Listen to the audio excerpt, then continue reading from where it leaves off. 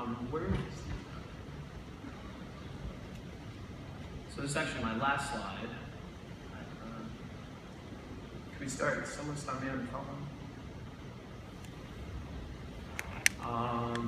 Okay, well I'm going to start regardless of that. So basically fundraising for the 99%. So my name is Dan Device. I'm the founder and CEO of MobileX Labs, which created Native, a mobile app builder. So you might be wondering why I have two extremely fat puppies behind me eating out of a bowl. It's because today I'm here to talk to you about how dog food helped our company raise money. Basically, eating your own dog food. So some of you might be looking and thinking, why is this person telling me to eat dog food? And even though I must admit during my plane right here, I thought about perhaps eating some dog food on stage really to drive the point, but I don't actually mean it literally. So some of you in software circles might have heard the phrase of dog food. Basically, it means using your own product to improve it for your users. So my favorite example of this is a guy named Stephen Gass, who created this technology for the table saw. So this table saw is, an extremely powerful product. It spins, extremely fast and cuts through 2 inches of maple in seconds. So you can only imagine what it does to someone's fingers. In fact, 3,000 people a year lose their fingers to table saw accidents. So Stephen Gass is a person that created an infrared technology that can then detect the difference between wood and then also your finger, which in effect stops the table saw and therefore stops your finger from getting cut off. This guy is a PhD and also a very avid woodworker, and he loves this product so much and uses it so much that when he does product demonstrations, he actually tries to cut off his own finger, as much as he can. And it never does, and that is like ultimately bridging the gap between his consumers and his product. So what does this have to do with raising capital?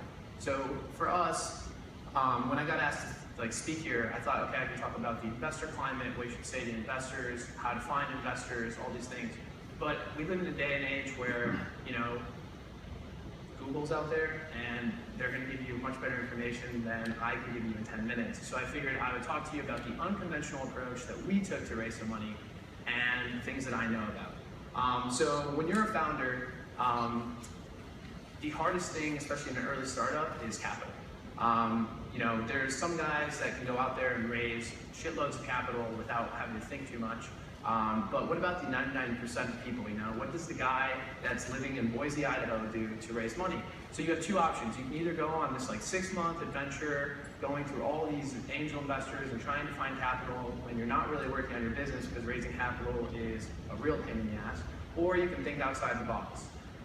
For me, I've always thought outside the box, because I've kind of had to. I grew up in a town of 20,000 people in the middle of Indiana. So I started my first business when I was 15. I was working this really terrible job at Polo Ralph Lauren. I was making $7 an hour, folding clothes for inconsiderate people. So I have mass respect for retail people. And I thought to myself, this is the worst job ever, and I can't believe it's this hard to make money. But then I thought, look at all these people coming into the store. Maybe if I just use my employee discount and I can sell some of this stuff online. So that's exactly what I did. While be it a little bit unethical, I didn't really think about that as a 15-year-old. I did happen to make about $20,000 doing this, and it was kind of like the start to me being an online entrepreneur. And by the time I was 19, I was a freshman in college, and then my business that started me selling random clothes from Polo transformed into this e-commerce business that was doing about $2 million a year in revenue. So after I graduated college, I decided I wanted to do something bigger. And ultimately, I wanted to create a product that allowed people to make their own apps without having to code. So that's when MobileX started. This is in 2012. I'm just graduated school. I'm 23. My co-founder is actually 18 years old, about to be a college dropout, and we had an incredibly hard time to raise money. So we decided to bootstrap it yet again. What ended up happening was we worked 6 months on our product, and we released an MVP, and then we actually had a fair bit of people, use the product. The problem is that it wasn't pretty, and it provided very limited functionality. It provided so limited functionality that everyone that did use it couldn't really justify paying us anything, so they chose the free plan, which bootstrapping, that was not very ideal for us. So we decided to take matters into our own hand, right? So not only were we using our own product, we decided, okay, let's use our own product to create apps and we'll market these apps in the App Store. So in a matter of like 7 days, we created 100 apps. And we were creating apps for everything. Clash of Clans cheat apps, diet apps.